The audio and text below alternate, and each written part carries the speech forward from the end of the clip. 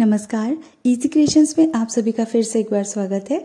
आज की इस वीडियो में मैं अपने 5 साल के बच्चे के लिए पैंट बना रही हूँ। बिना म्यानी की पैंट है। तो चलिए वीडियो शुरू करते हैं। इसमें मैंने 1 मीटर लगभग फैब्रिक लिया हुआ है। पहले हम फ्रंट पार्ट बनाएंगे तो मैं फैब्रिक को एक बार फोल्ड कर देती हूँ और अच्छी तरह से पिन कर देते हैं इसे। इसके बाद ऊपर से मैं इलास्टिक के लिए 2.5 इंच नीचे की तरफ एक लाइन खींच रही हूँ। आपका जितना भी चौड़ा इलास्टिक है उसका डबल और 1/2 इंच एक्स्ट्रा लेकर आप कर सकते हैं। अब फोल्डेड साइड से कमर का चौथा हिस्सा आपको मार्क करना है। मेजरमेंट सामने आपके हैं, तो मैं यहाँ 6.2 पर निशान लगा रही हूँ। अब यहीं से मैं आसन का निशान लगाती हूँ। 8 इंच आसन है तो नीचे 8 इंच पे मैं एक मार्क करके इस तरह से एक ब्लॉक बना लूंगी।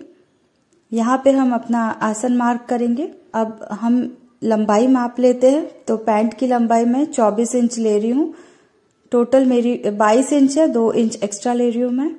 अब यहाँ आसन के तरफ से हमें 2 इंच पर निशान लगाना है और इस तरह का एक कर्व बना लेना है ये गोलाई में।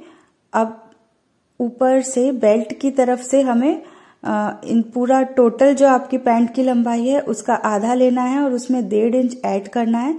तो 13.5 इंच पे मैं यहाँ पे एक सीधी लाइन ड्रॉ कर रही हूँ। इस मार्किंग से आपको म्यानी बनाने की फिर ज़रूरत नहीं पड़ेगी, इसलिए मैं ये मार्किंग दे रही हूँ। और अब मैं मोहरी का भी आधा हिस्सा ले रही हूँ। तो मेरी मोहरी 8 इंच है तो उसका आधा 4 होता है।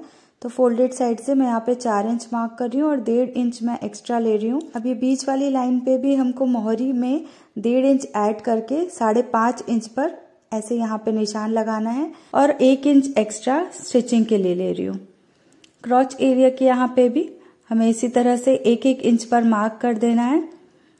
ये सिलाई के लिए है। ये वाला जो पैटर्न है इसमें म्यानी की जरूरत नहीं है क्योंकि ये ऑलरेडी बहुत ही कंफर्टेबल और स्ट्रेची पैंट बनेगा। अब सभी पॉइंट्स को हम जोड़ लेते हैं। ये जो मार्किंग है आप कर्व्ड स्केल से भी कर सकते हैं। अगर कर्व्ड स्केल नहीं है तो सीधी स्केल से भी। मैंने दोनों तरह से आपको बता दिया। अगर आप पहली बार पैंट बना रहे हैं घर पर तो आप शुरुआत इसी मेथड से करें। अब मोहरी के नीचे हम 1 इंच एक्स्ट्रा देंगे मार्जिन और एक तिरछी लाइन इस तरह से खींचकर ये पैटर्न तैयार कर लेंगे। ये मैं नीचे की तुरपाई के लिए मार्जिन दे रही हूँ।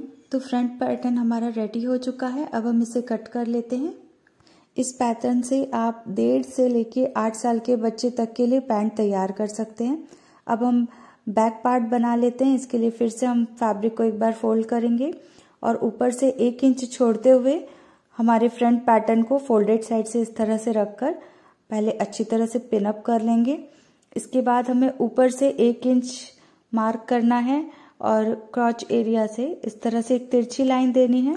अक्सर पीछे से जो पैंट खिंचता है तो ये इसीलिए है कि ये पीछे से खींचे ना, और बाकी का जो पूरा पैटर्न है वो सेम एज इट इज रहेगा। कोई भी चेंज नहीं करना है हमें इसमें। तो वैसा का वैसा ही पूरा आप इसे ट्रेस कर लीजिए। और फिर अब हम बैक पैटर्न को भी इसी तरह से कट कर लेते हैं। जो शुरुआत में लोग स्टिचिंग करते हैं तो म्यानी बनाना थोड़ा सा टफ हो जाता है, इसीलिए आज मैं आपके साथ ये वाला पैटर्न शेयर कर रही हूँ। तो फ्रंट और बैक पैटर्न को हमें ओपन करके सीधी साइड अंदर की तरफ रखते हुए इस तरह से पिनअप कर लेना है पहले, और उसके बाद हम पहले अपना आसन की सिलाई करेंगे। तो मैं सामने से थोड़ा सा ओपन रख रही हूँ। इसके लिए जो वेस्ट लाइन है इसके नीचे मैं 1 इंच पर निशान लगा रही हूँ क्योंकि मेरा जो इलास्टिक बैंड है वो 1 इंच चौड़ा है। तो इस तरह से पहले हम ऊपर से सिलाई देंगे, फिर ये 1 इंच छोड़ के हम आगे की सिलाई देंगे। तो ये देखिए इस तरह से मैं यहाँ पे 1/2 इंच छोड़ते हुए पहले मैं ऊपर से सिलाई दे रही हूँ। फिर जहाँ पे हमने निशान लगाया था यहाँ पे आप चाहे तो बैक स्टिच भी दे सकते हैं। फिर 1 इंच आगे बढ़ाकर हमें बाकी पूरा एंड तक क्रॉच एरिया तक पूरी सिलाई देनी है। ये आप देख सकते हैं। यहाँ मैंने ओवरलॉक स्टिच भी दे दी है क्योंकि बहुत थ्रेड्स निकल रही थी। अब मैं बॉटम पार्ट में हेमिंग कर लेती हूँ। तो इस तरह से फैब्रिक को 2 बार फोल्ड करके हमें तुरपाई देनी है। जब आप एक पार्ट में तुरपाई दे दे तो दोनों को बराबर रखकर फिर दूसरे पार्ट में इस तरह से आप फोल्ड करके पहले मेजर कर लें कि दोनों ऊपर नीचे ना हो लेंथ, और फिर पिन अप करके फिर दोबारा तुरपाई दें। इससे कि आपका जो पैंट है वो एक पार्ट ऊपर एक पार्ट नीचे इस तरह से नहीं होगा। तो मैं इस तरह से तुरपाई दे देती हूँ। पहले अंदर की तरफ लगा रही हूँ मैं पीछे से एक सिलाई, और फिर इसे पलट कर सामने की तरफ से नीचे एक और स्टिच दे देंगे। तो हेमिंग देने के बाद ये आप देख सकते हैं कितना अच्छा फिनिशिंग आया है।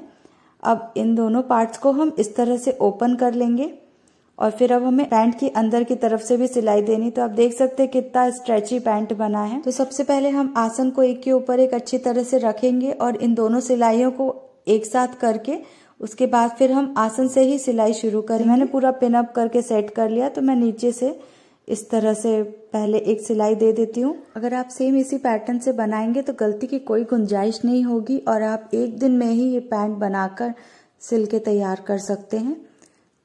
तो अब मैं अंदर की तरफ ओवरलॉक दे रही हूँ, तो इसके लिए मैं 16 नंबर स्टिच यूज कर रही हूँ और इसकी जो मैं चौड़ाई है वो बढ़ा रही हूँ मैक्सिमम 7 नंबर तक। आप चाहे तो यहाँ जिगजैग स्टिच भी दे सकते हैं। अब क्योंकि ये डेलिकेट फैब्रिक है, बहुत थ्रेड निकल रही है, इसीलिए अब ओवरलॉक देने के बाद आप इस तरह से थ्रेड्स को कट कर लीजिए। तो ये कुछ इस तरह से दिखेगा। अब वेस्ट बैंड के लिए इलास्टिक बैंड जो है, तो टोटल आपका जितना भी वेस्ट है, जैसे मेरा 23 इंच है वेस्ट, तो मैं इलास्टिक 18 इंच का ले रही हूँ। तो 2 से 5 इंच तक आप इसकी लेंथ घटा सकते हैं, जितना भी आपका वेस्ट लेंथ है उससे। इलास्टिक को आप इस तरह से स्ट्रेच करके भी चेक कर सकते हैं। अगर ज्यादा टाइट है या लूज है आपका इलास्टिक, उस हिसाब से आप वेस्ट बैंड मेजर करिए। तो सबसे पहले हम कमर के भाग पर आधा इंच मोड़ते हुए एक सिलाई देंगे। इससे जब हम दोबारा फोल्ड करेंगे तो वो आसानी रहेगी और कोई चुन्नटें नहीं पड़ेंगी। मैं जितना हो सके आपको बहुत ही इजी मेथड से सिखा रही हूँ। अब इसके बाद हमें एक बार इसे और फोल्ड करना है। तो जो हमने 1 इंच छोड़ा था उसके बाद वाला जो पॉइंट है वहां से हमें इसे सिलना चालू करना है। इस तरह से आप इसे फोल्ड करिए। तो सामने की साइड से जो ओपन वाली भाग है वो इस तरह से दिखेगी। यहाँ से हम अपना इलास्टिक डाल सकते हैं। तो यहाँ से आपको स्टिचिंग स्टार्ट करनी है। तो पहले आप पैंट को इस तरह से मशीन में सेट करिए, अंदर की तरफ इसको डाल के इस तरह से, फिर धीरे धीरे पिनअप करके ही आप इस पैटर्न को स्टिच करें। बिना पिनअप किए करेंगे तो ऊपर नीचे हो सकता है। तो ये आप देख सकते हैं कितनी अच्छी फिनिशिंग आई है।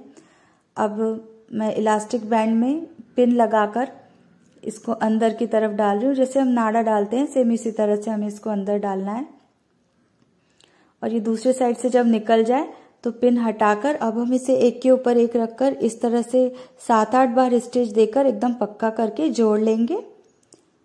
अब इसके बाद हम इसे वापस अंदर डाल देते हैं। तो इस तरह से आप इलास्टिक बैंड को खींचेंगे तो फैब्रिक पूरा सेट हो जाएगा अपने आप ही। अब इसके ऊपर हम एक बार और सिलाई लगाएंगे। अब आप एक्सटेंडर हटा दीजिए मशीन का और इस तरह से इसको अंदर डालकर हमें खींचते हुए इसे सिलाई लगानी है। तो मैं ऊपर की तरफ लगभग 1/4 इंच छोड़ते हुए हमें यहाँ पे सिलाई लगानी है।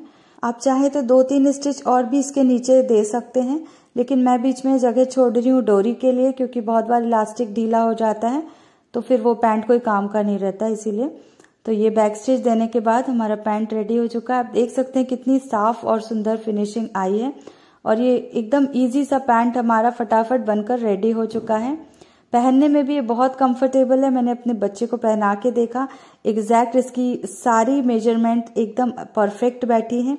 तो आप भी अपने बच्चे के लिए इसी तरह से पैंट सिलकर उसे कुर्ते, शेरवानी या ब्लेजर के साथ पहना सकती हैं। तो उम्मीद करती हूँ आपको ये मेथड इजी लगी होगी और पसंद भी आई होगी। तो अगली बार जब भी आप पैंट बनाएं तो एक बार इस मेथड को जरूर ट्राई कीजिए और वीडियो को लाइक, शेयर और चैनल को सब्सक्राइब करना ना भूलें। हम फिर मिलेंगे अपनी अगली क्रिएशंस में। वीडियो देखने के लिए बहुत बहुत शुक्रिया।